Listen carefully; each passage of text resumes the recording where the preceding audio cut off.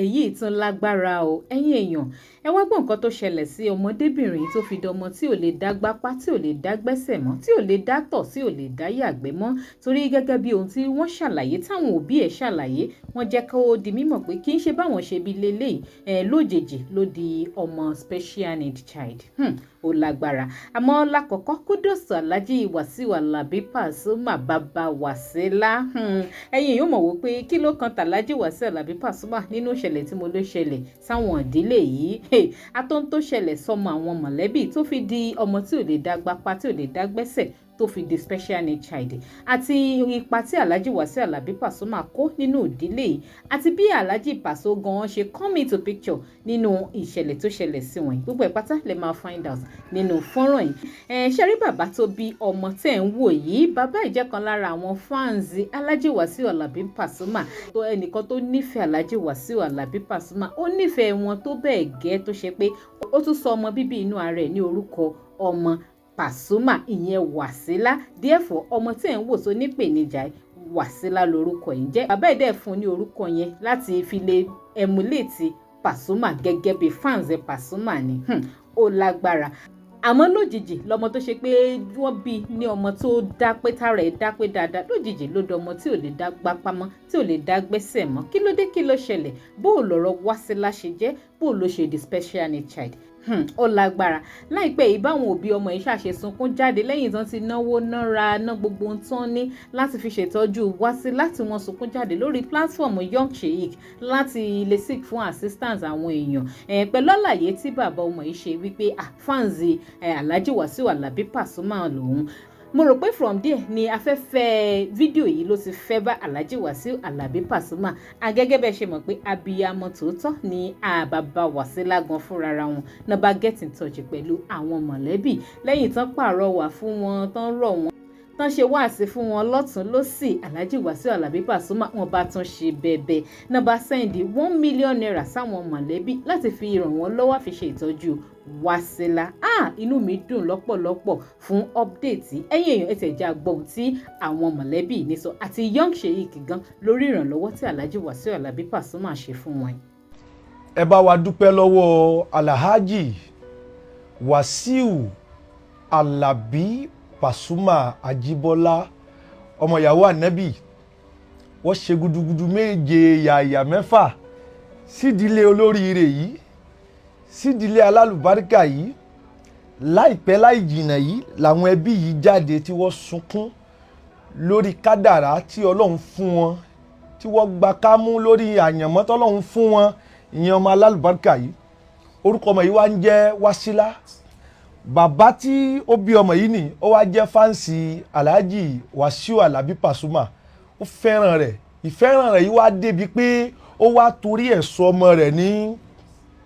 Wasila inú rẹ̀ wá bàjẹ́ ó sunkún jáde lórí wàhálà tóun dojúkọ lórí ọmọ yìí ìnáwó yìí pọ̀ débi pé ẹni tó ní ti padà wá dẹni tí ò ní mọ́ kọ́lọ́ mọ́ fi àdánwò tó ju ẹ̀mí wa lọ kọ́lọ́ mọ́ fi kàn wá àwọn náà kan wà tí ò ṣe pamọ́ra o bó bá jóyàn débi kan yóò kígbe o èèyàn ní wo social media pé kí la yóò sọ kí lè rẹ òwì kí lè ẹbí òwì níjọ́ tó ti ń jóyàn ẹbí wo lèèyàn rí gbogbo yìí ní ẹbí ìrò papọ̀ náà wá ké nígbà tọ́lọ́run ó gbọ́ Alhaji Wasiu Alabi Pasuma Ajibola ọmọ ìyàwó Ànábì ni wọ́n wá pe ìyá tó bí ọmọ yìí wọ́n ní má banújẹ́ o Ọlọ́run bẹ pẹ̀lú rẹ má banújẹ́ gbà fọ́lọ́run tó ti gbà fọ́lọ́run náà ẹmọ iye ọ̀pọ̀lọpọ̀ ni wọ́n ń sunkún lójoojúmọ́ tí wọ́n ń bẹ Ọlọ́run pé kí Ọlọ́run ó fún àwọn lọ́mọ kódà yín bẹ́nu ẹlòmíì tí ó mọ̀ sọ pé kóun lóyún láàárọ̀ kó sì bàjẹ́ káyé sẹ̀ mọ̀ pé òun ṣe kúrò lágàn ẹlòmíì ń bẹ bèbí ló fi ń ṣọmọ Alhaji wa ṣe wáàsí ìfún lẹ́sẹ̀kẹsẹ̀ ni wọ́n ní kó send account number rẹ̀ wọ́n wá send owó 1 million naira 1 million naira 1 million naira sínú àkáǹtì wọn wọ́n ní owó tí mo send sí yín o mo ṣe fọ́lọ̀ ni o Wow, this is very wonderful. Kọ́lọ́n túbọ̀ máa bá wa gbé Alhaji Wasiu Alabi Pasuma lọ́wọ́ sókè káwọn náà sì máa fi ru ilé ìgbà láṣẹ Ìdùmarè. Jájọ wo fọ́nrán ìkẹ́ gbọ́ àlàyé tí àwọn òbí ẹ̀ sọ nípa bí ọ̀rọ̀ ẹ̀ ṣe jẹ́ bí n tó ṣe ìbò ṣe ṣẹlẹ̀. Ìdùnnú mi ni ẹni bí ọkàn mi ni iyọ̀ ayé mi ni tí mo nífẹ̀ẹ́ sí tínú mi dùn tí ó jẹ́ pé tí n bá ti rí inú ọkàn mi gan máa tún balẹ̀. ògo ọlá mi ni o mo nífẹ̀ẹ́ gan-an Wàsílà lórúkọ ẹ̀ mo nífẹ̀ẹ́. kódà èmi ò mọ nǹkan tán rí lára Pàṣọ látijọ́ tán ti bí tán ti pè ní Wàsílà báyìí àwọn náà dẹ̀ ní Pàṣọ yìí ni. mo láìkì Pàṣọ. wọ́n lè fi gbogbo ayé ra Pàṣọ mà. láti ilẹ̀ mo láìkì ẹni tí mo nífẹ̀ẹ́ sí gan-an music tí mo máa ń gbọ́ jù ni kò sí nǹkan tí mi lè ṣe torí Pàṣọ mo nífẹ̀ẹ́ gan-an ló mú mi tí mo fi sọ Wàsílà pé wàá mo láìkì ẹ̀ gan-an. bí bàbá rẹ̀ ṣe wá fẹ́ràn rẹ̀ tó ọ̀sán ọjọ́ kan ṣoṣo lọ́mọ aráyé fi kúrò sínú ayé wa inú ilé ni mo wà ń jọ́ náà ò ní Wàsílà bá sunkún wọlé kí ló ṣẹlẹ̀ ó ní Anna ló tì mí kí ló ṣe gbogbo ara ẹ̀ kọ́tà sóò mú kọ́tà ó yá wá sanra gba paracetamol kò pẹ́ o ló bẹ̀rẹ̀ sí ń pariwo orí mi o kí ló ṣẹlẹ̀ lẹ́yìn ìgbà yẹn ni mo wá sáré lọ pe bàbá Anna pé ẹ jọ̀ọ́ ẹ wá bá mi wo ọmọ yìí gbogbo ìgbà yẹn táwọn tí mo ń lọ sọ pé wá bá mi wo ọmọ yìí mo ti kọ́ọ̀lù bàbá ẹ̀ lórí fóònù. mo ṣe wọlé dé báwọn lẹ́nu ẹ̀ nìyẹn mo ṣáàdé mo bá bàbá náà bẹ̀ àṣà gbìyànjú ẹ̀ tí máa délé báyìí òkú ni mo bọ́mọ mi bá ṣe bẹ̀rẹ̀ sí ní gbìyànjú láti gbà yẹn nìyẹn àṣà gbé lọ sí hospital. agbede hospital kékeré kan àwọn yẹn wò títí ilẹ̀ fi mọ́ nígbà tí ilẹ̀ mọ́ ni wọ́n ti fún wa ní ìwé pé ká máa lọ sórègè ìgbà tá a dé òrègè náà ó tún wo ó tún tírì fáwa sí Ìkẹjà. àtòrègè yẹn láti gbé lọ sí Ìkẹjà bàtà máa fún wa níwèé láti Ìkẹjà báyìí a gbé lọ sí Nútù. a gbé lọ sí Nútù ni àti bẹ̀rẹ̀ ọ̀ṣà gbé wọ tíátà wọ́n sọ operation fún lórí. títí títí débi pé bíi 4th day àárọ̀ mọ́ o jẹ́ ká rí rárá gbogbo ìgbà tá máa wọlé báyìí àti bá bí ẹ̀jẹ̀ nǹkan tó ṣà ń ṣe torí mi ìgbà wọ́n sì ní ìjọ kẹrin mi ìgbà wọn ò jẹ́ kí n rọ́mọ mi inú mi ò dùn rárá tó yẹ pé mo ti dìdàkudà ìgbà tí wọ́n ṣàbà dé àṣà tó tàtúbà wá síbòmí bàtà máa jáde báyìí owó gidi la bẹ̀rẹ̀ sí ní láti gbà yẹn àdúró láti gbà yẹn o gbà tá a gbé wọ wọ́ọ̀dù tán ni ó máa sọ̀rọ̀ gbọ́n ṣe operate ẹ̀ tán ó máa sọ̀rọ̀ kò dìde o 10 months ló lò ní coma odidi 10 months nígbà tó yá gan ara ẹ̀ ń padà ń bó mọ́lẹ̀. mo ti náwó iṣẹ́ mílíọ̀nù ni mò ń ṣe mo dẹ̀ rí ṣe ń gbà yẹn níwọ̀nba mo ti náwó gan tó yẹ pé ọmọ yìí ló sọ mí di bí mo ṣe wà yìí mo ti gbìyànjú lórí ẹ̀ gan. ilẹ̀ tí bàbá ẹ̀ tún rà kalẹ̀ àtúnnáwó àtúnlọ́talẹ̀ yẹn náà ni lórí ẹ̀ náà orí rẹ̀ náà látún ná sí. kò síṣẹ́ kankan lọ́wọ́ bàbá ẹ̀ mọ́. ẹnu ẹ̀ ni mo wà tíṣẹ́ ti bọ́ lọ́wọ́ mi láti gbà yẹn mo ò ní nǹkan kan nulẹ̀ mọ́ mo ti ta gbogbo nǹkan nulẹ̀ mi mo ti wà yí àárò ni mò ń gbà. a tún lọ yáwó lápò ní owó lápò la yá láti gbalé gbogbo ẹ̀ àwọn lápò gan ń disturb mi báyìí ẹjọ́ tó lọ lọ́yìn ọmọ Nàìjíríà ẹ ràn mí lọ́wọ́ a fẹ́ sọ operation fún orí dẹ̀ ni owó ẹ̀ pọ̀ gan ẹjọ́ torí tọ́lọ́ wọ́n dẹ̀ náà fẹ́ ṣe physiotherapy tó bá fẹ́ ṣe gbogbo ẹ̀ náà a máa ń gbé tọ̀ a máa ń gbé yàgbẹ́ ni kò lè sọ̀rọ̀ bó ṣe ń dún nìyẹn kò lè sọ̀rọ̀ kò lè sọ kankan a máa ń gbé tó ní gbìyànjú mi lórí ẹ̀ mo fẹ́ lọ níwọ̀n síwájú kọ́lọ̀ fún mi tọ́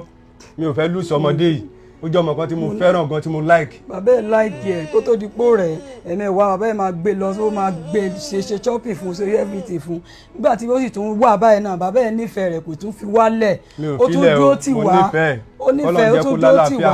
àjọ ń gbé wẹ̀ ni. mo sọ ọmọ tí mo lè fi ṣeré rárá a máa gbé sínú báàfù ni àkọjá ewé mi rèé ni mo kọ́ bí mo lè fẹ́ lùsẹ̀ láyé mi. a máa lo pampers fún a máa ṣe gbogbo ẹ̀ fún a máa fọnú. ó lágbára ò kọ́lọ́n dákun kó má fi àdánwò ṣe wá kó ṣàánú wa kọ́lọ́n máa bá wa dáàbò bò àwọn ọmọ tàbí nídìí erépá náà ni ọmọ yìí ti ṣubú lulẹ̀ tó fi wá di pé tó ṣe yìí ó ṣẹlẹ̀ sí. ẹ̀yin èèyàn mo mọ̀ pé kì í ṣorí àkọ́kọ́ kì í ṣorí èkejì kódà tán bá ní ká máa ka oore tí Alhaji Wasiu Alabi Pasuma ti ṣe fáwọn èèyàn nígboro ó máa ti lé ní oore 1000 tí wọ́n ti ṣe àìmọye oore tán ti ṣe gan tí wọ́n tiẹ̀ ní rántí pé àwọn ṣe oore yẹn gẹ́gẹ́ bí nǹkan tí yóò ṣe gan sọ wọ́n ní Alhaji Pasuma gan sọ pé kán má jẹ́ káwọn èèyàn mọ̀ pé àwọn ṣe anything fáwọn mọ̀lẹ́bí àmọ́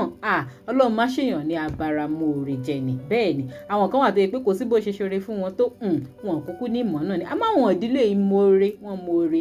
mo sì gbà ládùúrà pé kọ́lọ́n dákun kó máa túbọ̀ máa bá wa gbé ọwọ́ Alhaji Wasiu Alabi Pasuma sókè sí because one thing tí mo ti notice lára Alhaji Pasuma wọ́n ní pé wọ́n wà so humble wọ́n tẹ̀ kí n fẹ́ káyé mọ̀ páwọn ṣoore àbí nǹkan kan ṣe gbọ́n nǹkan tá fa Young Sheikh gan sọ wípé àìmọye àwọn èèyàn tí Pasuma ti ràn lọ́wọ́ láti lọ sí hajj ṣóun tiẹ̀ fẹ́ wá máa kà ní méní méjì ni that means pé ṣóore ni Alhaji Wasiu Alabi Pasuma àwa ń fi àkókò ìgbà ládùúrà wípé kọ́lọ́n túbọ̀ máa gbé wọn lọ́wọ́ lókè sí ní gbogbo ọ̀nà kọ̀nà